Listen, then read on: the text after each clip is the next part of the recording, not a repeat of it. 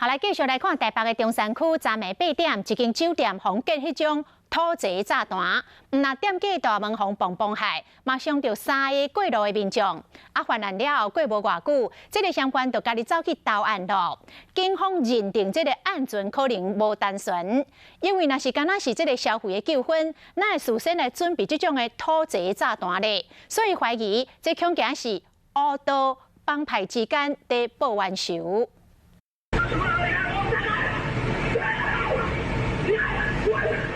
双手提物件，这个穿乌衫的查甫人大声地喊讲，爱大家紧闪，煞来就弹出2粒土贼炸弹，后来就随走离开现场。无偌久尔，现场就听到爆炸声。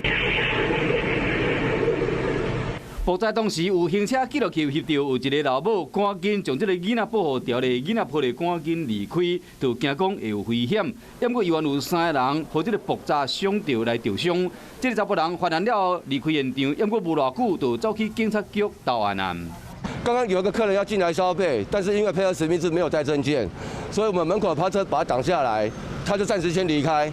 离开之后回来就直接拿了2颗东西，就直接朝着门口丢了。